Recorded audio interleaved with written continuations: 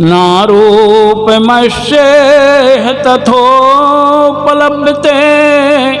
न अंतो न चादिर्न न च संप्रतिष्ठः अस्वास्थ्यमेनं सुविरूढमूलम् असंगशास्त्रेण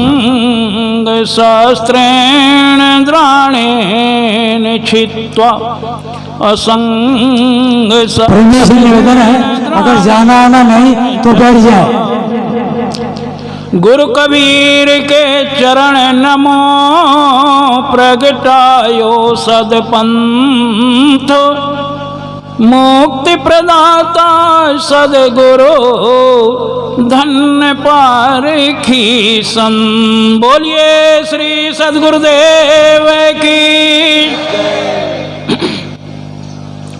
परम पूज्य आचार्य प्रवर मंचासीन व्रत विवेक संपन्न वीतराग मुद मंगलमयी संत समाज, आदरणीय सज्जनों, श्रद्धा मूर्ति माताएं एवं बहनें, साहिब जी की आज्ञा हुई है, आज्ञा पालनार्थ कुछ कहने का प्रयास करूंगा। अभी आप बड़े सुंदर शब्दों में सुन रहे थे परम श्रद्धेय श्री अमोही साहिब जी के द्वारा मानव जीवन में संस्कार की बड़ी विशेषताएं हैं और संस्कार कहाँ कहाँ से मिलते हैं आपने ये भी सुना कि संस्कार हमें 3 जगह से मिलते हैं। पहला संस्कार मिलता है घर से, माता पिता के द्वारा, दूसरा संस्कार मिलता है समाज से और तीसरा संस्कार मिलता है संत गुरुजनों के द्वारा। जाते जाते श्री अमोही साहिब जी ने एक बड़ी ही सुंदर बात बता गई। साहिब जी ने ब्राह्मणों के प्रति कुछ कहा तो पूज्य गुरुदेव जी ने ब्राह्मणों को संस्कार के प्रतिपादक कहा है। और वास्तविकता एक चीज का ध्यान देना है आप लोग, ब्राह्मण न जाति है, ना ब्राह्मण वर्ण है और ना ही ब्राह्मण कोई ऐसी वस्तु है जिससे वो श्रेष्ठ हो। ये समझना होगा हमें कि ब्राह्मण कहते किसे हैं, ब्राह्मण है क्या चीज, ये समझने की बड़ी महती आवश्यकता है। मानसकार ने अपनी रामायण में 4 शब्द का प्रयोग किया है इस हेतु पर। 4 शब्द कौन कौन हैं? पहला शब्द है द्विज, पहला शब्द द्विज है। दूसरा शब्द है विप्र, तीसरा शब्द है पंडित और चौथा शब्द है ब्राह्मण। अच्छा भैया, अब कहते किसको द्विज हैं और विप्र किसे कहते हैं, किसे हम पंडित कहें और किसे ब्राह्मण कहें, ये कैसे जाना जाए? सज्जनों, जैसे कोई व्यक्ति पढ़ता है तो प्राइमरी करता है, प्राइमरी से जब पास होता है मिडिल में जाता है, ये एक पद है। मिडिल पास करता है, हाई स्कूल में जाता है और हाई स्कूल पास करता है तो कॉलेज जाता है, कॉलेज से भी आगे फिर इंटरमीडिएट और बीए आदि आदि वो करता है। ठीक इसी प्रकार से मनु जी ने मनु स्मृति में बड़ा सुंदर एक श्लोक बतलाए हैं, जन्मना जायते शूद्रः। जो जन्म पर सब शूद्र होते हैं, कोई भी जन्म से ब्राह्मण आज तक हुआ नहीं। पर साल सीतापुर जिला में एक संत मिले, वो कहने लगे कि नहीं साहब जी, ये शुद्रा नहीं है। क्या है? कहा शुद्ध। जन्म से व्यक्ति शुद्ध होता है। विचार करिएगा, जिस दिन ये शुद्ध हो जाता, यदि क्या इसको दोबारा जन्म लेने की आवश्यकता पड़ती? विचार करिएगा। इसलिए दूसरों की कृति को नहीं बदलना चाहिए। अगर हिम्मत है तो स्वयं अपनी कृति बनाइए। तो संस्कार, एक मां का से जन्म लेता है व्यक्ति, और दूसरा जन्म होता है किससे? गुरुजनों से। जब गुरुजनों से जन्म होता है तब वह द्विज बनता है। जैसे अभी आप कंठी दीक्षा का संस्कार लेते हैं, ये द्विज का संस्कार है। अच्छा, अगर जाति ही होती तो जरा विचार करें, प्रारंभ में जिसने 2 वेद पढ़ा था द्विवेदी था, 3 वेद को पढ़ने वाला त्रिवेदी था, 4 वेद को पढ़ने वाला चतुर्वेदी था, अनेकों शास्त्रों को जो पढ़ता था उसका नाम होता था पाठक। लेकिन आज द्विवेदी का बेटा एक अक्षर ना पढ़ा हो लेकिन द्विवेदी, त्रिवेदी का बेटा त्रिवेदी, चतुर्वेदी का बेटा चतुर्वेदी। प्रोफेसर का बेटा अगर ना पढ़ा हो तो प्रोफेसर हो सकेगा? डॉक्टर का बेटा अगर पढ़ा लिखा ना हो तो डॉक्टर बन सकेगा? कलेक्टर का बेटा अगर पढ़ा लिखा ना हो तो कलेक्टर हो सकेगा? डायरेक्टर का बेटा यदि डायरेक्टर पढ़ा लिखा ना हो तो डायरेक्टर बन सकता है? कदापि नहीं।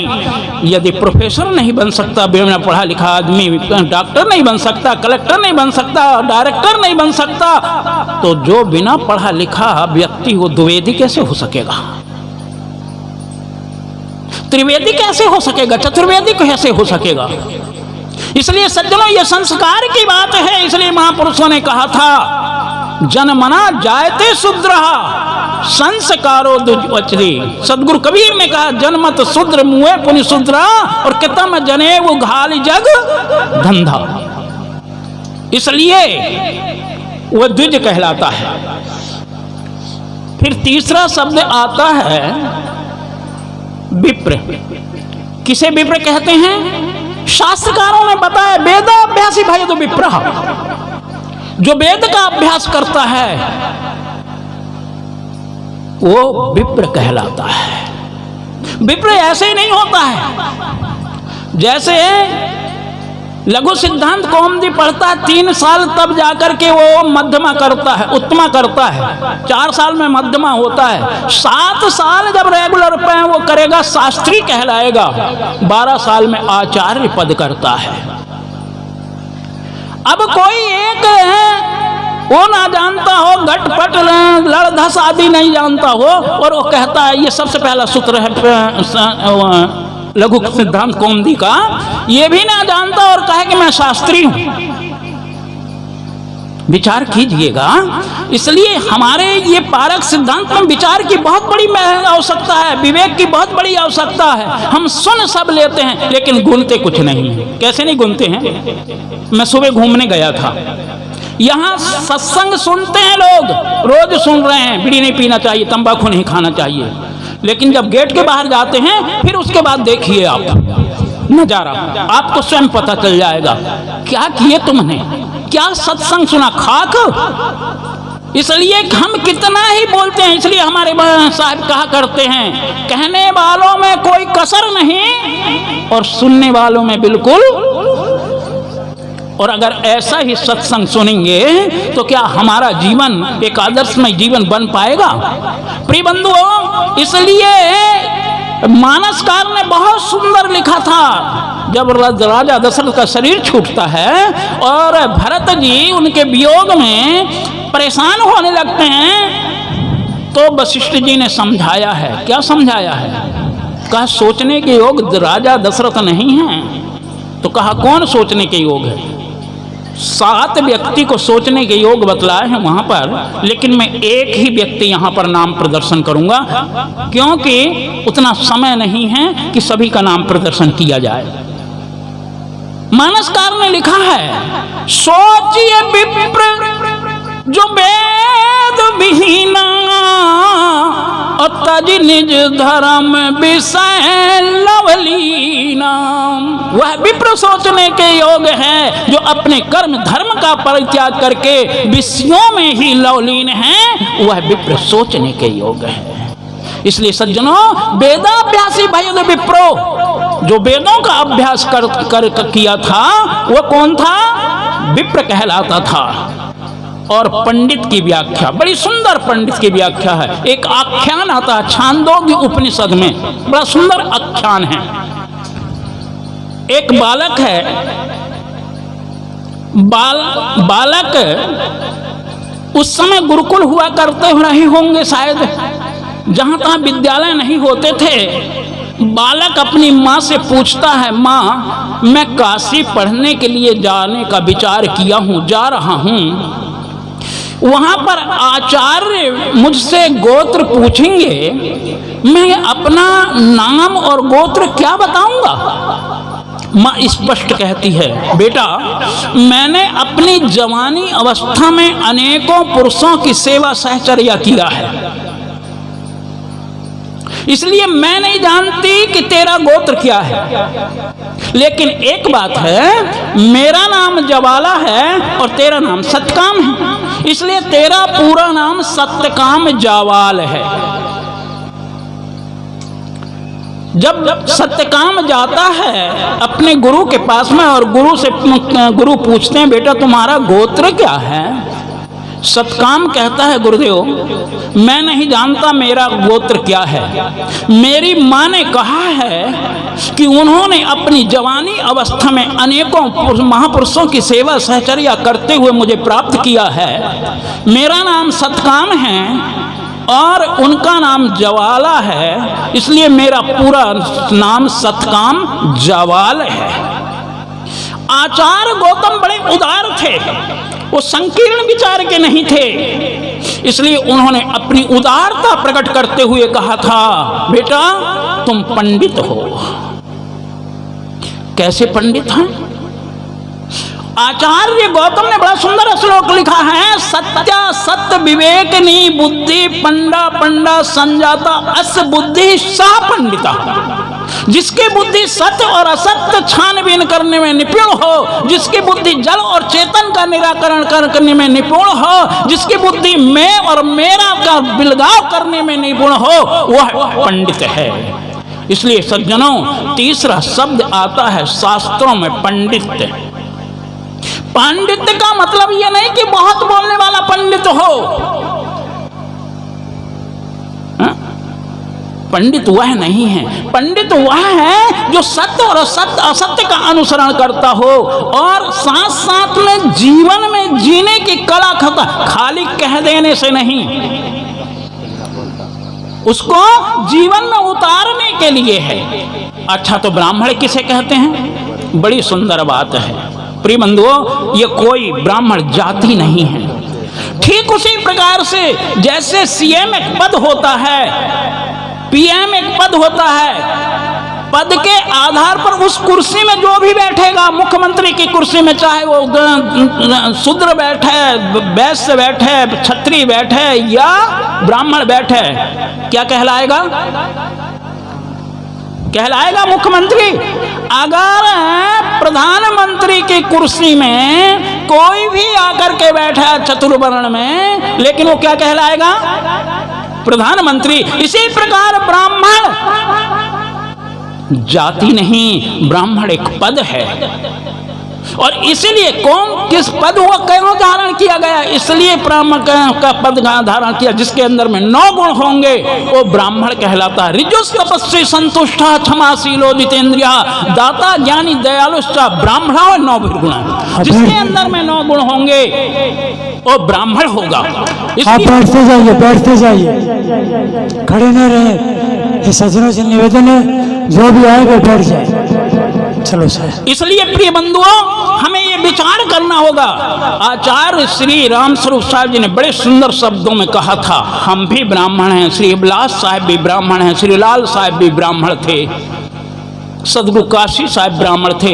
ये वो ब्राह्मण नहीं थे जो जाति के ब्राह्मण थे, ये वो ब्राह्मण थे जो अपने कर्म से ब्राह्मण होता है। और इसलिए प्रिय बंधुओं, ब्राह्मण कर्म से ही होता है, जाति से आज तक कोई ब्राह्मण नहीं हुआ। अगर जाति से ब्राह्मण होता तो शायद रावण को सबसे पहला पद मिलता ब्राह्मण का, लेकिन रावण को आज कोई ब्राह्मण नहीं कहता है, बल्कि उर्वशी वैश्या का पुत्र वशिष्ठ को आज ब्राह्मण की पदवी से निवाजा जाता है। यही नहीं, वेद व्यास धीमरी का पुत्र होते हुए भी वह आज जिसके नाम से व्यास गद्दी चलती है, उसे ब्राह्मण के पद से निवाजा जाता है। इसलिए ब्राह्मण कोई जाति नहीं है, ब्राह्मण कोई ऐसी वस्तु नहीं है, ब्राह्मण एक पद। कोई भी व्यक्ति उस पद को प्राप्त कर सकता है जिसके अंदर में योग्यता होगी। कोई भी व्यक्ति जिसके अंदर में योग्यता होगी वो कलेक्टर बन सकता है, डायरेक्टर बन सकता है, प्रोफेसर बन सकता है, डॉक्टर बन सकता है। इसी प्रकार से ब्राह्मण कोई भी व्यक्ति बन सकता है जिसके अंदर में वो योग्यता हो जाएगी। प्रिय बंधुओं, हमें हर चीज पहलू पर विचार करने की महती आवश्यकता है। गुरुदेव ने बहुत सुंदर शब्द कहा था, हम भी ब्राह्मण हैं, और भी महापुरुषों के नाम गिनाए जो ब्राह्मण थे। सज्जनों, सौभाग्य की बात है, एक तो मानव का जीवन बना है। आज हमसे एक बीड़ी नहीं छूट पाती है, तंबाकू नहीं छूट पाती है। यहां सत्संग सुनते हैं, कैसा सत्संग सुनते हैं? एक कहानी याद आती है। एक बार एक सेठ जी थे।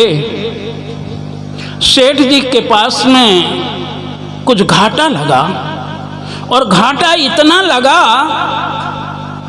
कि सेठ जी को अपनी जीवन यात्रा करने में कठिनाई आने लगी। सेठ जी ने विचार किया, हमारे पास में 3 मूर्तियां, चलो इनको बेच दें और बेच करके इनको अपनी जीवन यात्रा करें। 3 मूर्ति थी, सोने की मूर्ति थी। सेठ जी दूसरे बड़े सेठ के पास जाते हैं। उन्होंने कहा, भाई इन मूर्तियों को आप खरीद लें, आपकी बड़ी कृपा होगी। कहा, इसमें कृपा की बात क्या है, ये तो हमारा धंधा है, आपको आवश्यकता है तो खरीद लेंगे, कोई बात नहीं। वजन किया गया, स्वर्ण की परीक्षा की गई। तीनों मूर्ति 24 कैरेट की, तीनों का वजन एक जैसा, तीनों को की कीमत जोड़ दी गई एक जैसी। संयोग की बात थी, उसी समय सेठ जी का लड़का आता है, और सेठ जी का लड़का जब मूर्तियों को देखता है कहता है, पिताजी क्या ये मूर्तियां खरीदना चाह रहे हैं? बोले, हाँ बेटा, ये मूर्ति बेचने के लिए लाए हैं फला सेठ जी, इसलिए इनकी मूर्ति खरीद रहे हैं। तो कहा, इनकी परीक्षा का है? हाँ, परीक्षा तो कर ली है, मुनीम ने, जौहरी ने परीक्षा कर चुका है, अभी परीक्षा और क्या? नहीं, इसकी परीक्षा तो मैं करूंगा। उसने परीक्षा के लिए मूर्तियों को लिए, बड़ी गजब की परीक्षा थी उसकी। ध्यान देना मित्रों, बड़े काम की बात है। जब उसने परीक्षा के लिए एक मूर्ति को उठाई, एक लंबी सीक ली, बाएं कान से वो सीक को डाली, दाएं कान से वो सीक निकल जाती है। मूर्ति को नीचे रख करके कहता है, पिताजी 1 पैसे में भी महंगी है, इस मूर्ति को खरीदना मत। मुनीम बड़े चक्कर में पड़ गया, मैंने तो एक जैसी कीमत जोड़ा था, और ये कहते हैं कि 1 पैसे में भी महंगी है। दूसरी मूर्ति उठाई, उसके भी ठीक वही बाएं कान से सीक डाली। अब वो सीक कान से नहीं निकलती है, वो सीक मुंह से निकल जाती है। कहा, पिताजी कुछ कीमत है, उसकी अपेक्षा कुछ कीमत है, ले लेना, कोई बात नहीं। और जब तीसरी मूर्ति उठाई, ठीक वही परीक्षा, उसकी भी बाएं कान से सीक डाली, ना कान से निकली और ना मुंह से निकली, सीट हृदय में चली जाती है। पुत्र कहता है पिताजी अगर सारी संपत्ति लगा करके भी ये मूर्ति मिल जाए तो इस मूर्ति को मत छोड़ देना, क्योंकि इस मूर्ति की ही असली कीमत है। प्रिय बंधुओं, ये कहानी है, कहानी हुआ करती है, कहानी केवल समझाने के लिए होती है। यहाँ आप इतना बड़ा जो समाज बैठा है, ठीक वह 3 मूर्ति की तरह समाज है। कुछ तो इस कान से सुनते हैं और इस कान से निकाल के फेंक देते हैं, कोई कीमत नहीं उनकी। इसलिए वो लोग यहाँ सुनते तो हैं बीड़ी मत पीना, लेकिन बाहर जाकर के फिर बीड़ी को धुआं उड़ाते हैं। और ऐसे व्यक्ति की कीमत भी क्या हो सकती है। दूसरी वो हैं मेरे जैसे, थोड़ी बहुत, क्योंकि गुरुजनों से सुना हूं और जो सुना हूं आप लोगों के समक्ष कह देता हूं, इसलिए 1 आध पैसा कीमत हो सकती है, कोई बात नहीं है। लेकिन प्रिय बंधुओं, तीसरे में तो आप लोग हैं जो सुनते हैं और सुन के अपने हृदय में उतार लेते हैं, और इसलिए बड़े भाग्य मानुष तन,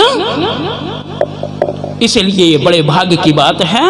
मैंने जो निवेदन कुछ देर किया, शायद मेरा समय पूरा हो गया है, इसलिए मैं अपनी वाणी को इसी जगह विराम देता हूँ। जो कुछ भी त्रुटियां हैं मेरे स्वयं की हैं, जो कुछ गुण हैं गुरुजनों के गुण हैं, आप लोगों ने बड़े ध्यान से मेरी बात को सुना। मैं आप लोगों का बहुत बहुत आभारी हूँ। अंतुगत्वा सर्वे भवन्तु सुखिनः, सर्वे सन्तु निरामयाम्, सर्वे भद्राणि पश्यन्तु, मा कश्चित् दुख भाग भवेत। घड़ी कर रही इंकार है, सबके हृदय में बैठे हुए उस परम पिता को मेरा नमस्कार है।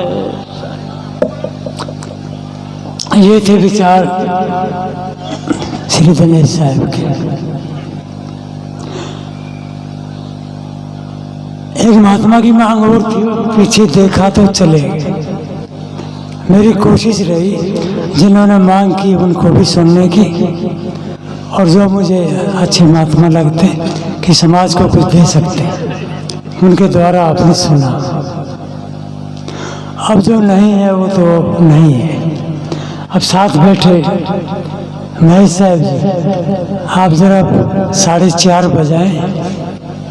उसके बाद कुछ लोगों की मांग थी, फिर 5 मैं बजा दूंगा। जिसकी इच्छा हो बैठिए, जाना हो जाइए। 4:30 अभी सोचेंगे 2-2, 3-3 बार कोशिश किए। बात वही है, कोई मैं नहीं बताता, एक लगाव प्रेम हो जाता है।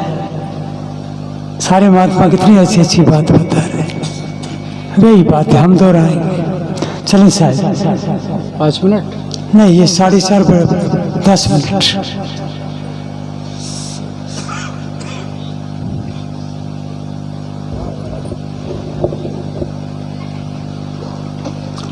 शर्त यह है कि आराम से बैठिए, न बैठना हो जा सकते हो। ये तो अपने लिए अपना कुछ है। सत्संग बहुत शांति का विषय है।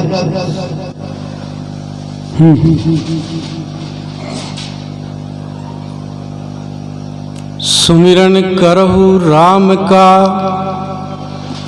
छाड़हु दुख की आस, तर ऊपर धय चाप है जस कोल्हू कोट। सदगुरु कबीर साहब की साखी है, इस पर थोड़ा विचार। परम पूज्य श्री साहिब जी, मुद मंगलमय संत समाज, उपस्थित भक्त प्रेमी सज्जनों, भक्ति और शक्ति की स्रोत माता एवं बहनों, कबीर साहब का मौलिक ग्रंथ बीजक, और बीजक को 4 तरह की 4 मुख वाणी से न समझे, बीजक की वाणी समझ में बिल्कुल आने वाली नहीं है। लोग कहते हैं कबीर साहब राम राम जपवाए हैं, क्या राम उपासक थे?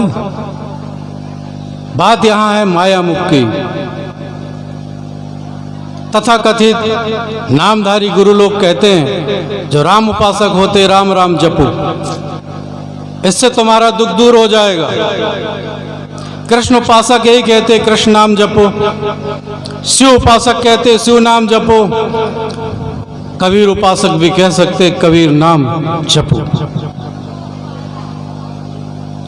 कबीर साहब एक दूसरों की बातों को परखाते हैं कि नाम जपने से कल्याण हो जाएगा। नाम जपने से कल्याण नहीं होगा, काम करने से कल्याण होगा। लोग कहते हैं कि नाम जपने से खेती हो जाए, नाम जपने से स्कूल में पास हो जाए, नाम जपने से सर्विस लग जाए। नाम जपने से हो जाएगा? नाम बढ़ाया काम। एक कहानी सुन लेना, पंडितों की बात चल ही रही है। सदगुरु कबीर साहब कहते, पंडित बात बदे सो झूठा, जो पक्षपात करे, वाद विवाद करे, वो झूठा। राम के कहे जगत पर गति पावे, ठाड़ कहे मुख मीठा। तो जपने से नहीं, करने से होगा। बात बिल्कुल सरल है और बिल्कुल जनरल है। कोई इंग्लिश नहीं है, कोई संस्कृत नहीं है, हिंदी है टूटी फूटी, आपके समझ में आ सकती। तो पंडित जी के पास जाते थे। पंडित साहब जी ने बताया, ज्ञानी भी होते थे। ज्ञानी के बाद आदमी चालाक हो जाता है। किसमें? लालच में पड़ करके। हुआ ये कि पहले किसी का जन्म होता था, तो जन्म होता था तो क्या करते थे? पंडित जी के पास जाते थे। क्या करने के लिए? नाम धराने के लिए। पंडित जी भी होशियार होते थे। धन देख के अपना नाम बताते थे, उसका देख करके कि कौन कितने लायक है। पूजा 3 प्रकार की, छोटी बड़ी मंजोल, और जितना पंडित पैसा देखा उतना दीना बोल। होता यही है। हुआ क्या कि एक गरीब घराने का बच्चा का जन्म हुआ। गरीब घराने, आप जानते हैं बड़े घराने का थोड़ा बड़ा नाम। और बता ही रहे, अभी चल ही रही है कि ब्राह्मण, क्षत्रिय, वैश्य और शूद्र, ऐसा वर्ण बांटा था। लेकिन ये कर्म से सब बदलते रहते हैं, बदलते रहेंगे, ये कुछ नहीं है। हुआ ये कि गरीब घराना का था, पहुंच गया, बुला लिया उसको, पंडित जी नाम धरा दो। था बेचारा गरीब घराना, सेवक, काम करने वाला। तो उन्होंने कहा, क्या है तेरे पास में? हमने कहा, भैया मेरे पास तो गरीब आदमी हूँ, ठन ठन पाल हूँ, कुछ नहीं। कहे ठन ठन पाल तो बड़ी अच्छी बात है, कोई बात नहीं। बोले तेरे बच्चे का नाम भी ठन ठन पाल रख दे। बच्चे का नाम ठन ठन पाल, बड़ा हो गया ठन ठन पाल, स्कूल में लिखा दिया ठन ठन पाल। लेकिन नाम नहीं बढ़ा है, काम बड़ा है। बच्चा बड़ा चतुर, बुद्धिमान, अच्छा कर्मशील। शादी हो गई, अच्छी घराने की बहू आ गई, सुंदर। लेकिन दुनिया को तो नाम की भूख है ना, तो नाम चाहिए। बहू आई तो मोहल्ले की, पड़ोसी की सहेलियां चढ़ाती, ये ठन ठन पाल की बहू। उसको बड़ा बुरा लगे, मेरे पति को ठन ठन पाल की और मुझे ठन ठन पाल की बहू। 2-4 बार सुना। एक दिन कहा कि जी तुम तो अपना नाम बदल डालो। उसने कहा, भाई मैं मेरा नाम क्यों बदलूं? काम तो गलत नहीं है, चोरी नहीं करता, हिंसा नहीं करता, बेविचार नहीं करता, झूठ नहीं बोलता। बोले नहीं, ये सब ठीक है, लेकिन तुम तो नाम बदलो, क्योंकि दुनिया की नाम की भूख है। नाम जप लो, दुख दूर हो जाएगा। हो जाएगा दुख दूर? नहीं होगा। उसने नाम रख दिया, चल गया। उसने 2-3 बार कही, चौथे बार थोड़ी नाराजी से कही। जब मानता नहीं तो चौथी बार में थोड़ा नाराजी से कहता है आदमी। कहा, तुम नाम बदलते हो कि नहीं? बोले नहीं तो। उसने बोला नहीं तो। बोले नहीं तो आप समझते मैं मायके छिली जाऊंगी? कहाँ जाती? मायके तो जाएगी, तू देखते रही हो। उसने कहा, काम बिगड़ जाएगा। उसने हरी झंडी दे दिया। कहा, देवी जाओ, नाम बदल के लिया, जो कुछ नाम लाएगी मैं रख लूंगा। हुआ ये कि वो तो खुशी में निकल पड़ी, और जैसे ही निकल पड़ी तो पहुंच गई एक गांव में से एक मुर्दा जा रहा था। लोगों से पूछा, भाई इसका नाम क्या था? बोले इसका नाम था अमर सिंह। हमारे अमर सिंह जी बैठे, इसका नाम था अमर सिंह। उसने सोचा, भाई नाम तो अमर सिंह है लेकिन मर गया, क्या मतलब नाम का? नाम नहीं है, बड़ा है काम। उसने सोचा कि जब कहीं रास्ता भूल जाते ना, एक से नहीं दो से पूछना चाहिए। उसने सोचा कि दूसरे से भी पूछा जाए, सही हो जाएगा। दूसरे से जाके फिर पूछा। एक भिखारी भीख मांग रहा था। साहब जी भिखारी की कहानी बताते थे, अभी बताएंगे आपको, मेरी ड्यूटी क्योंकि मेरा समय कम है। ड्यूटी तो मैं भी करता, पर बात ऐसी है कि जितना समय जितना दाम उतना काम। हुआ ये कि दूसरे से भी पूछा उसने कि भैया तुम्हारा नाम क्या है? उसने भी बड़ा सुंदर बताया। सब उल्टा ही उल्टा हो रहा है। उसने कहा मेरा नाम धनपाल। अब धरा तो भिखारी है, नाम धनपाल, ये भी उल्टे ही हो गया। उसके समझ में कम से कम 75% बात आ गई। और आपके समझ में भी पारक सिद्धांत की 75 तो हो ही गई होगी, नहीं हुई? नहीं हुई, साहब जी बता ही रहे थे अभी बीड़ी की बात, नहीं हुई है ना? ठीक है, हो जाएगी, लगे रहो।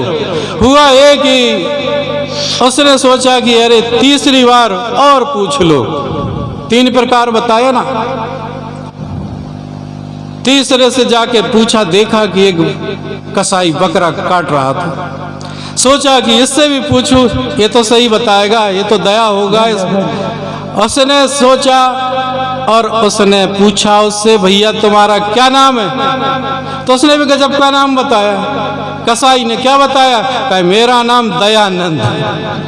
अब दया रहम तो कुछ है नहीं, नाम दयानंद। नाम नैन सुख आंधरो, धनपत मांगे भीख, और बाप ब्रह्मचारी 20 सुत, ऐसी देवे सीख। उसने कहा कि ओहो सब उल्टा है, मेरे पति देव बढ़िया है, कर्म अच्छे हैं। नाम चाहे कुछ भी रहे, नाम खाने को नहीं देगा, काम बढ़िया है। सबका काम बढ़िया होना चाहिए। ये बढ़िया बढ़िया भजन गाएं, बढ़िया बढ़िया प्रवचन करें, बढ़िया बढ़िया नाम रहे, लेकिन बढ़िया काम ना रहे तो अभी हमारे साहब बता रहे आचार की बात। आचरण सबसे बड़ी चीज होती है। संत महात्मा यही बताते हैं, इनके पास धरा क्या है, लेकिन आचरण। हुआ ये कि वो लौट के आ गई और आकर के क्या की कि सीधे अपने पति देव के चरणों पे गिर पड़ी। उसने कहा कुछ ना कुछ तो काम बन गया। और काम तो बन नहीं था, क्योंकि काम अच्छा है तो नाम कुछ भी रहे। उसने कहा देवी क्या नाम ढूंढ के लाया? तो उसने नाम तो छोड़ा, अपना एक दोहा कहा, ध्यान से सुन लेना। क्या कहा उनने कि अमर सिंह तो मर गए और भीख मांगे धनपाल, और दयानंद हत्या करे, और ठीक है तुम मेरे ठन ठन पाल, तुम ही ठीक हो। तो नाम नहीं है बड़ा मेरे भाई, काम बड़ा। राम का नाम लो, कृष्ण का नाम लो, हनुमान का नाम लो, और उनका काम ना करो तो कबीर का नाम लो, गुरु का नाम लो, गुरु की कही ना मानो तो। सदगुरु कबीर साहब ने कहा था, गुरु की कही करत नहीं कोई, अमहल महल दीवाना। कितनी बड़ी ठोस बात कह देते हैं। बात है बिल्कुल 4:30 से भी 2 मिनट ज़्यादा बढ़ गया, माफ़ी चाहूँगा। साहेब बंदगी सुमरन करो राम का, छाड़ो दुख की आस, ऐसा लोगों ने कहा है। लेकिन सुमरन करना, सेवा करना, भजन करना, लेकिन कर्म करना पड़ेगा, और कर्म अच्छे करना पड़ेगा, तभी है। तो मैं अपनी वाणी पे ही विराम दूं, बिल्कुल शार्ट में सरल, जनरल और तरल एकदम। साहेब बंदगी।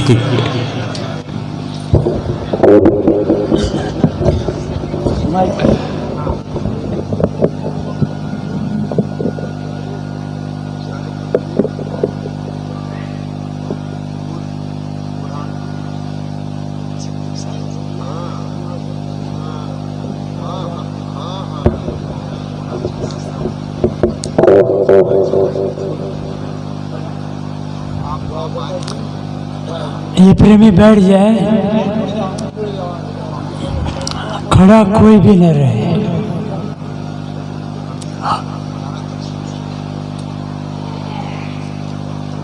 पहले एक सूचना पर ध्यान देना।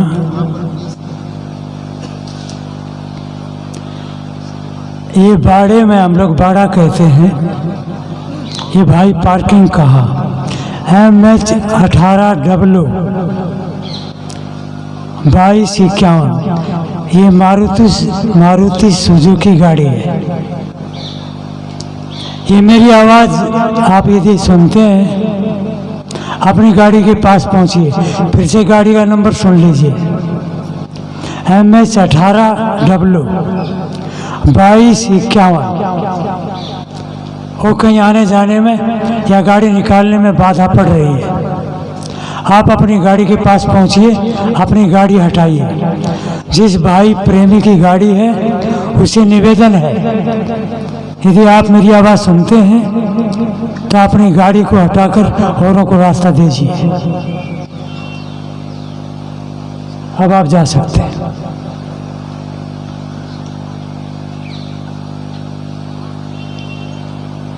कौन से भिखारी की ड्यूटी थी? अब ड्यूटी लगाए तो पूरा करें। साहब जी के विचार सुने सभी लोग बढ़िया शांति से। हाँ, नहीं कहे पूज्य श्री साहिब जी, वंदनीय संत समाज, सत्संग प्रेमी बंधुओं, माताएं,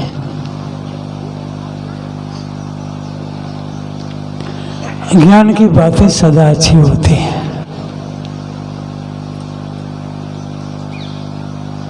ज्ञान की बातों को सुनना भी अच्छा है।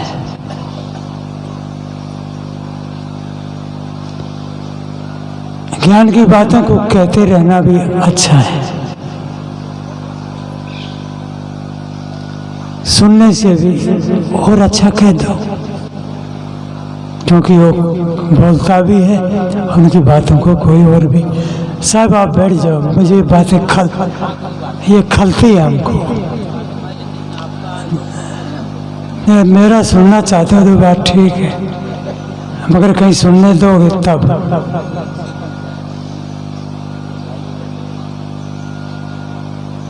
सत्संग का मतलब चहल पहल नहीं होता, चटक मटक चमक दमक। और महात्मा को तो अपनी मौज में बैठ जाना चाहिए।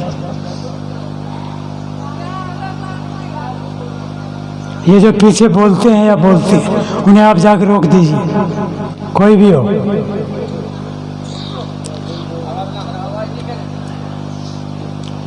कोई भी भाई, माताएं या भाई, मैं ही उसे रोकूं जरूरी नहीं, आपकी भी शांति भंग होती है। सत्संग कोई कबड्डी का मैदान नहीं है, ये तो अपने लिए होता है। एक एक बातें संत महात्मा बहुत चुन चुन के हमारे तक पहुंचाते हैं। और जब हम ये अपनी जगह नहीं तो दोस्त किसका। बहुत ज्यादा देर तक बैठना वो कुछ जरूरी नहीं, लेकिन ये 2-4 घंटे का सत्संग ये अत्यधिक जरूरी है। इस साल में एक बार हमसे इकट्ठे होते, कितने दूर दूर के प्रेमी हर जगह खर्चा परिश्रम करके पहुंचते हैं। संसार की चीजों में, बातों में, काम में आप लोग तो सब मास्टरी कर चुके हो, क्या बताना है। और उसकी चर्चा भी क्या, और उसकी याद भी क्या। ये संसार की सोच हमें कहीं भी नहीं पहुंचने देती। ये संसार की सोच हमें अपने में टिकने नहीं देती। ये संसार की यादें हमें अपना नहीं होने देती। सत्संग का मतलब कोई आना जाना नहीं होता है, थोड़ी देर बैठे कि आप देखे चेहरे चले गए, किसी ने बुलाए थे आ गए। यहाँ किसी पर किसी का कोई एहसान नहीं है। ये तो अपनी बिगड़ी बनाने के लिए हम सब आपस में आते हैं। आए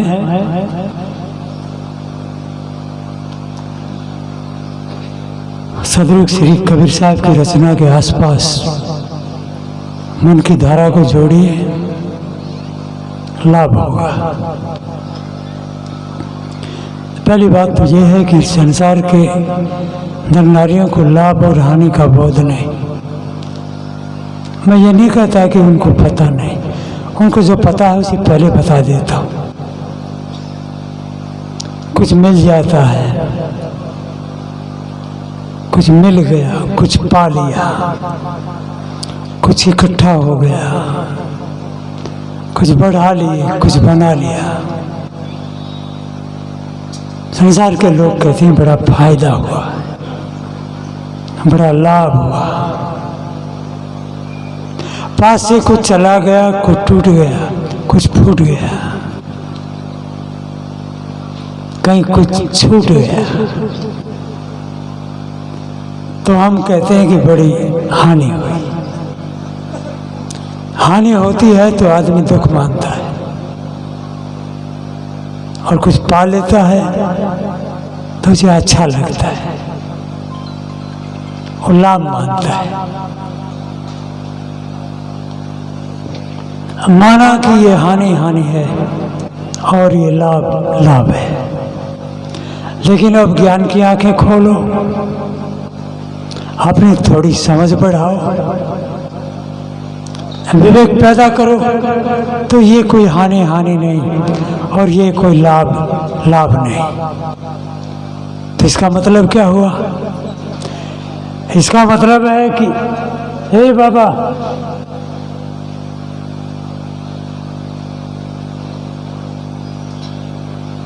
ऐसी बाधा पहुंचती है,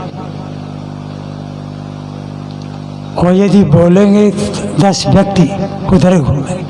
आदमी का मन इतना शांत है कहाँ? शांत होना इतना आसान है क्या? एक आदमी को उठ कर जाता है, वो उठा, 10 की नजरें वहीं गड़ गई। वो चला, 20-30 आंखें और घूम गई, और जब चलने लगा तो जब तक दिखना बंद नहीं होता उसे देखते ही रहते, देखते ही रहते। अभी बैठा था, देख तो रही थी। इसलिए सत्संग जल्दबाजी का विषय नहीं। किसी की बात को ठीक से नहीं सुनोगे तो समझना नहीं होगा, और ठीक से समझे ही नहीं तो फिर जाओगे कहाँ, पहुंचोगे कहाँ? विषयांतर हो जाता है। अब चर्चा भी क्या था? लाभ और हानि। जो आम आदमी के लाभ और हानि के बारे में आपने सुना, ये सब जानते हैं, लेकिन ज्ञान की बात उठाओगे तो बंधनों में बंधे रहना सबसे बड़ी हानि है, और बंधनों से छूट जाना सबसे बड़ा लाभ है। अब वो दिन कब आएगा उसके बारे में आप सोचना। बंधन किसी के पास हो, किसी के साथ हो, वो उसी के पैदा किए हुए और वे दुख का कारण बनते हैं। क्यों है हर कोई दुखी? बंधन पर बंधन बनाता रहता है, कहीं भी जाता है बंधन बढ़ाता रहता है, घटाता नहीं। घटाए तो तब न जब उसे बंधनों का पता हो। अपना ही पता नहीं कि मैं हूं कौन, तो अपने बंधनों के बारे में कैसे पता लगेगा?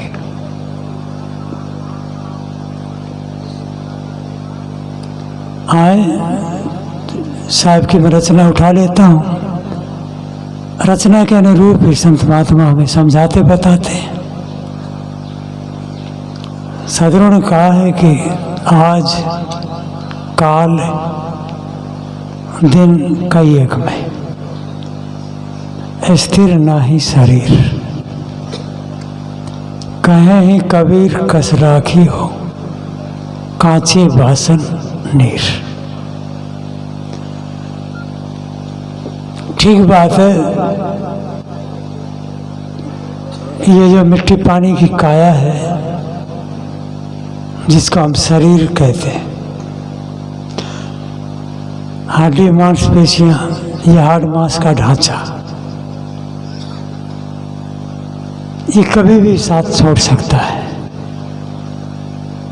कभी भी किसी की भी मौत हो सकती है, किसी के भी प्राण पखेरु कब उड़ जाए कौन जानता है। हम सब माइयों का भाइयों का पक्का पता नहीं, घर तक की तो बात छोड़ो, ऊपर चढ़ पाए या न चढ़ पाए। इतना फिसलता जीवन, इतना ढलता जीवन, और फिर भी झंझट, फिर भी आपस में तनाव, फिर भी राग और द्वेष। जीवन कैसा होना चाहिए? जीवन हमारा साफ सुथरा होना चाहिए, सरल और सादा होना चाहिए। दूसरों की तरफ मत ताको, मत देखो कौन किसका क्या जीवन है। दूसरों को ढूंढना बंद करो, अपनी तरफ झांको। बात अपनी, बंधन अपने दुख देते। किसी की याद भी न आए, किसी की याद भी न सताए, तब अपने में टिकना होता है। दूसरे शब्दों में, तब अपने से अपना मिलन होता है। और शरीर कैसा है, आज भी छूट सकता है। कबीर साहब कहते हैं कि आज जिसको हम मरना कहते हैं, एक नकली उदाहरण नहीं, बहुत असली है। महात्मा लोग मरने की बातें कहते हैं। तुम जाओगे, अकेले हो, कोई किसी का नहीं, तुम भी किसी के नहीं, इत्यादि। मैं किसी सेठ के घर रुका था, 2-3 दिन उन्होंने कथा सुनी। आखिरी दिन था, आखिरी दिन जब मैं बोलने लगा तो वो लड़के का बाप मेरे पास आया। उन्होंने पास पड़ोस के लोग, यारे प्यारे रिश्तेदार इकट्ठे किए हुए थे। और सेठ आके मेरे को कहता है कि गुरुजी एक काम करना। मैंने कहा क्या? कहा मरने की चर्चा कम करना।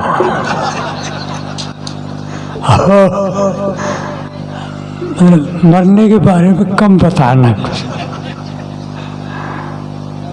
अब मरने से हर कोई डरता है, देखिए क्यों डरता है? अभी वो जीना चाहता है। वैसे तो सभी जीना चाहते हैं, बात सेठ की नहीं, करीब करीब सभी की। आज जिसको परिपक्वता आ गई, स्वरूप का बोध हो गया, पूर्ण वैराग्य हो गया, वो क्या मरना क्या जीना। वैसे सज्जनों की और ऐसे वैरागवान संतों की तो बात ही अलग है।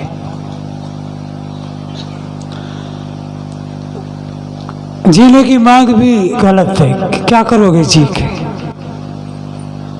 अच्छा इतना जी लिए क्या पाए? घर 1-2 मंजिल का है तो ऊपर नीचे चढ़ते रहे, भूख लगी तो पेट भरते रहे, पेट भरोगे तो सुबह शाम झरते रहे। कोई खेती बाड़ी, दुकान से मकान, मकान से दुकान। ब्याह शादी नहीं हुई तो 1-2 पत्नी बना लिए, या पत्नी ने पति इकट्ठे कर लिए, पति बदल लिए, लड़के बच्चे पैदा कर लिए। कबीर साहब तो कहते हैं कि ये तो बड़ा तमाशा।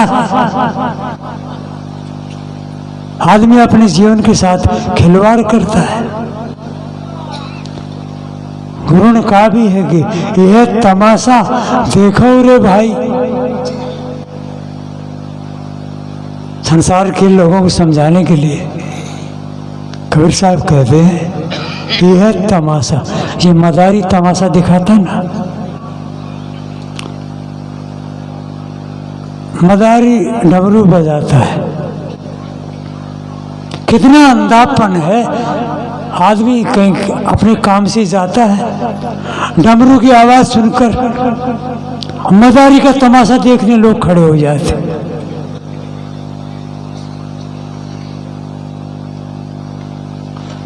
उसका रहन सहन देखो, उसका पहनावा देखो, साफ सफाई नहीं तन बदन पर, कपड़े भी मैले कुचेले। अब बंदरिया पता नहीं कब नहलाया होगा या नहीं, वो बांदरी का नाच देखने आदमी खड़ा हो जाता है। इसमें कितनी अकल है। गया था सब्जी लेने और देखता है बांदरी का नाच खड़ा होकर, तमाशा देखता है। कबीर साहब ने तमाशा शब्दों को कुछ छोड़ा नहीं, और बीजक ज्यादा बड़ा ग्रंथ तो नहीं है, बड़ी कमाल की रचना है।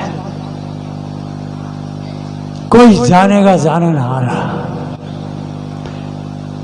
अब ये जीवन भर का तमाशा नहीं तो क्या है। मान लिया जाए कि आप और भी जीना चाहते हो तो करोगे क्या? जो अभी तक किया यही करोगे। तो ये करना किस काम का है? ये पेट का भर लेना, ये काम हम नहीं आए। ये तो समझ की कमी के कारण एक जरूरी अंग और मजबूरी अंग बन गया, असली काम छूट गया। कबीर साहब की बात यदि समझोगे तो मूल गहते काम है। काम जीवन माने एक, और वे किसके पूरे हुए और कौन पूरा कर पाया है?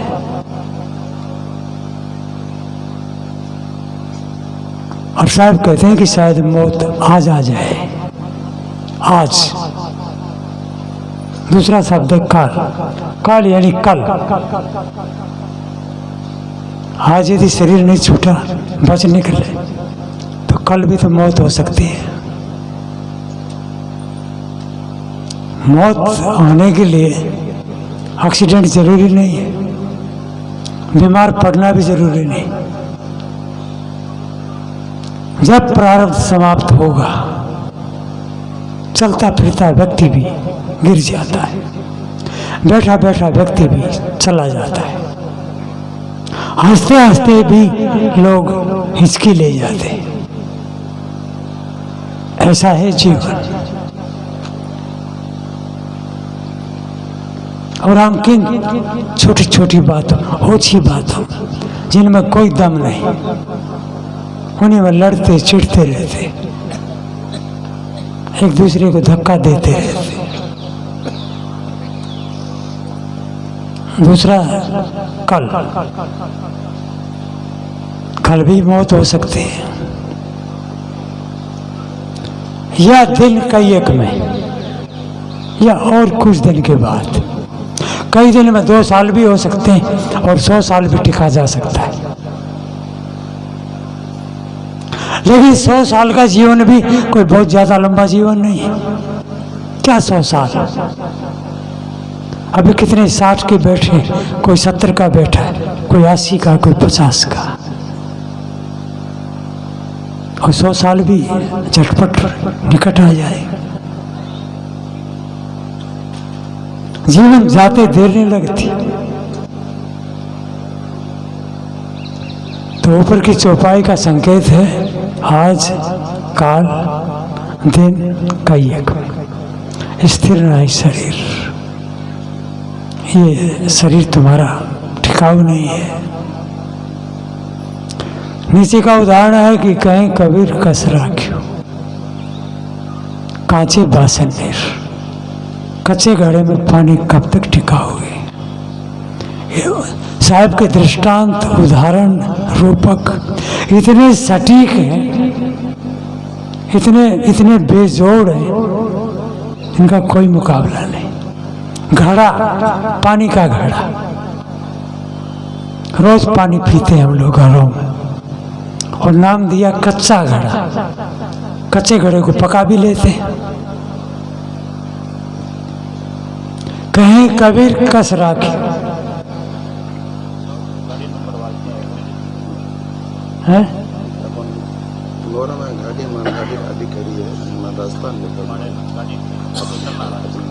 गाड़ी की मजबूरी है। ये दूसरी बार आपको सूचना दी जा रही है। MH18W 2251, जिस भाई की गाड़ी है वो अपनी गाड़ी जरूर हटाए। बाड़े में है, देखिए ये सज्जन दूसरी बार आए हैं और प्रवचन की अभी आखिरी समाप्ति की ओर हम हैं। अब तीसरी बार कृपा करके आप भी बताना।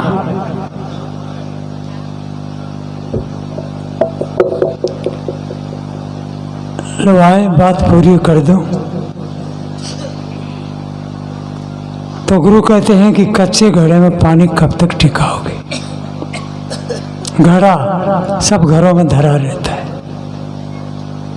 कच्चा घड़ा इधर पानी भरोगे फूट जाएगा, और पल दो पल किसी घड़े में पानी टिक भी जाए, बात उस घड़े की नहीं है, बात है इस घड़े की, इस काया की, इस हाड़ मांस के ढांचे की। इसका तो पल का भी भरोसा नहीं। इसलिए प्रत्येक पल को अपना मान के जियो, ये बहुत मूल्यवान है। गोपाल दास नीरज ने एक जगह लिखा है कि मित्रों पल पल जियो, मित्रों हर पल जियो,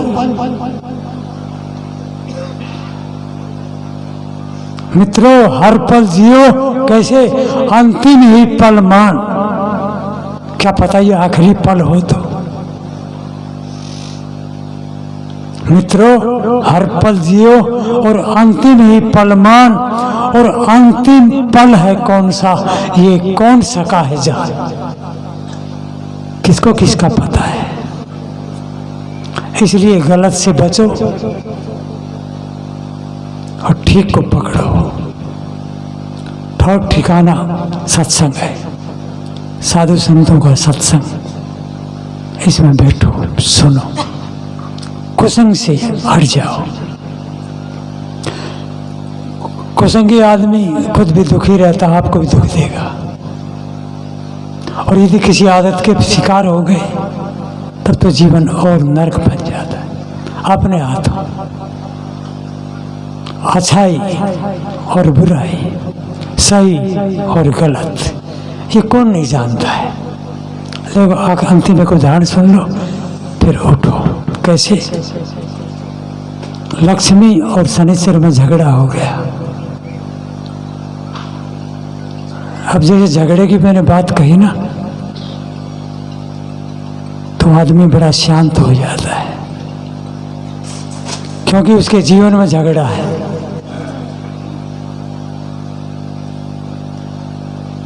भीतर शांति नहीं। झगड़ा किसमें हो गया आपस में? लक्ष्मी और शनिचर में। किस बात का? लक्ष्मी ने कहा कि देखो शनिचर, भगवान को मैं अच्छी लगती हूँ। शनिचर बोला तेरा दिमाग ठीक नहीं, भगवान को मैं अच्छा लगता हूँ। लक्ष्मी ने कहा कि मैं अच्छी लगती हूँ। शनिचर ने कहा कि ज्यादा मत बोल, मैं अच्छा लगता हूँ। दोनों अड़ गए, दोनों लड़ गए बात पर। आप लोग तो भगवान शब्द का प्रयोग भी कम करते हैं, क्योंकि भगवान अपने लोगों की डायरी से छुट्टी है उसकी।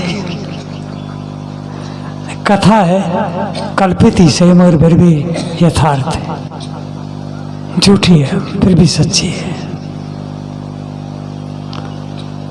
तो झगड़ा मिटाने के लिए कहा कि ऐसे तो बात नहीं बनेगी, चलो भगवान से ही चल के पूछ ले। लोगों ने भगवान भी अपने अपने छांट रखे, तो कहा पास में ये विष्णु भगवान है, इसी के पास चले। वहां पर अपने आप पता लग जाएगा, हम आपस में क्यों लड़े। लक्ष्मी ने कहा कि चलो तेरी बात ठीक। जब ये दोनों विष्णु भगवान के पास पहुंचे, जब ये आ ही रहे थे उसकी तरफ, जा ही रहे थे विष्णु भगवान की तरफ, तो भगवान लेटे हुए थे, वे भी बैठ गए। बैठे अपनी आंखें रगड़े और देखा कि लक्ष्मी और शनिचर दोनों साथ साथ हैं। उन्होंने भी अपनी रीढ़ की हड्डी सीधी कर ली कि मामला बहुत खतरनाक है। दोनों चले आ रहे हैं। लक्ष्मी ने कहा कि भगवान हमारी बात है बहुत देर से उलझे हुए, सवाल ये है कि बस इतनी सी बात बता दो, आपको मैं अच्छी लगती हूँ या ये शनिचर अच्छा लगता है। अब शनि ने भी नजरें पे घुमा के कहा, प्रभु जरा सोच के बोलना, ये लक्ष्मी अच्छी लगती है या मैं अच्छा लगता हूँ। भगवान ने भी सोचा, बड़ा चक्कर चला। यदि मैं ये कहता हूँ कि लक्ष्मी अच्छी लगती है, तो सामने शनिचर खड़ा है। लोग कहते हैं कि एक बार चढ़ जाता है तो 7.5 साल बिना उतरता भी नहीं।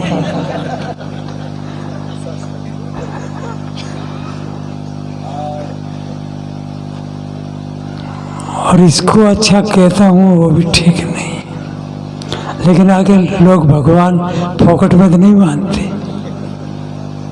उन्होंने सोचा कि समाधान करना चाहिए, बड़े ढंग से किया। ये बात मुझे जची, जहाँ से मैं इस कथा को पकड़ा। ये सुनो, हुआ यूँ कि भगवान ने एक सवाल उठा दिया दोनों के बीच। कहा ऐसा काम करो, सामने वो नीम का पेड़ दिखाई देता है? हाँ दिखाई देता है। कहा दोनों उसको हाथ लगा के आओ। कहा गुरुजी भगवान उसके हाथ लगाने में समाधान का क्या तुक है? कहा बात को समझा करो, तब तक मैं उत्तर खोजता हूँ। ये कोई साधारण सवाल नहीं है। तुम दोनों सामने, तो दोनों जब उसका हाथ लगाने गए, छुआ और वापस आए, तब तक उत्तर तैयार। उत्तर बहुत सटीक है और बड़ा साफ सुथरा है। उन्होंने कहा कि सुनो, उत्तर ऐसा है। कहा भाई शनिचर, जब तू तो यहाँ से जा रहा था ना इधर से, तो जाता हुआ ही बहुत अच्छा लगता था, और लक्ष्मी जब तू उधर से आ रही थी ना, तो आती हुई बहुत अच्छी लग रही। देखो खूबी क्या है, दोनों को अच्छा कहा। लक्ष्मी को तो कहा कि तू तो उधर से जब आ रही थी तो आती हुई बहुत अच्छी लग रही थी, और शनिचर तो जाता हुआ बहुत अच्छा लग रहा था। ये दोनों सत्य और असत्य के, अच्छाई और बुराई के प्रतीक है। गलत आदमी, शराबी आदमी, झूठा आदमी, लड़ने झगड़ने वाला भी आदमी जितना दूर चला जाए, जितना दूर जाए, अरे यार क्या आदमी हो, क्या कमाल की बात है यार। अब देखो आदमी दुखी क्यों है, इसका दुख का कारण बता दो। गवाह बनाया कोई और, अब इन दोनों को सुखी कौन करेगा? क्या कहते हैं ये आदमी भजन गाएगा, साहब नंबर देना इसका। क्या बात में यार, ये लोग अनजान है। ये प्यार में बैठे लोग 12 बजे हमारे साथ बैठे थे। इनकी 3 भाइयों की मांग भी उठ के आई थी। उनकी मांग पूर्ति के लिए मेरा गला उतना खुला नहीं है। क्या सुनाओगे आप? कौन सी बात सुनाओगे? क्या मतलब निकला? इसका मतलब है, ये भी एक बात सुन लो। कहीं कथा हो रही थी, आप तो समझ गए होंगे प्रतीक को। तो बुरा आदमी, गलत आदमी दूर जाता, जितना दूर निकल जाए अच्छा है। अच्छा आदमी, सत्संगी आदमी, संत गुरु जितने निकट आ जाए उतना अच्छा है। इसकी भी सुन लो, फिर बाद में उठना। ये तो 2 मिनट की है। कैसे? एक जगह सत्संग हो रहा था कि बहुत दूर दूर के ज्ञानी इकट्ठे होते हैं, काफी भीड़ होती है। महात्मा कोई बाजार में थे, उसने भी ये बात सुनी।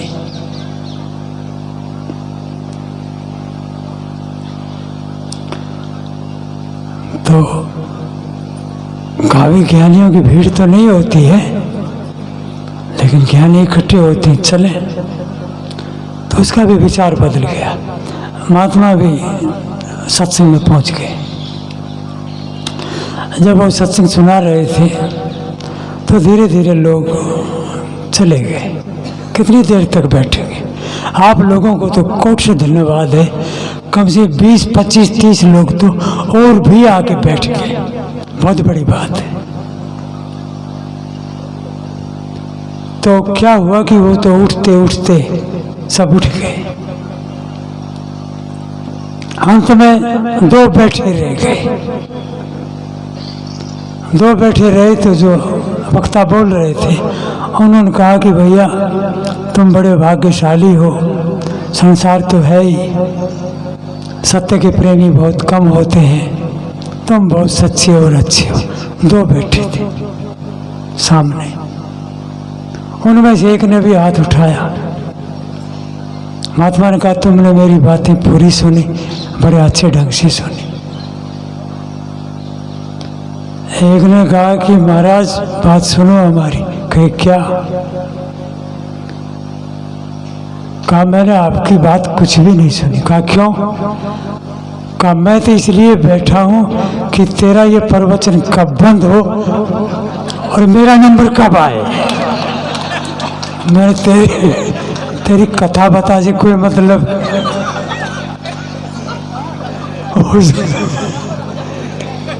उनमें एक तो ये बैठा है,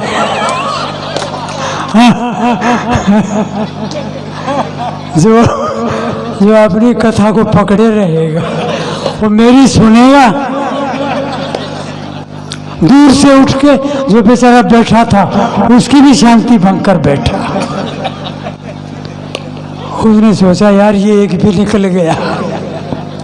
कहा चलो कोई एक होता सूरमा, कोई एक होता है हीरा। वो भी खड़ा हो गया। कहा गुरु जी ऐसी बात नहीं, तुम मेरे को भी ठीक से नहीं समझे। कहा यार तू कैसे, तू क्या कहना चाहता है? कहा मैं हूँ जिसने यहाँ सत्संग कराया उसका नौकर। मैं तो ये दरी बरी उठाऊंगा, तुम कब बड़बड़ाना बंद करोगे और कब ये दरी बरी समेट के मैं अपने घर जाऊँ। तब उसने माथा कूटा कि मैं बोल किसके लिए रहा था।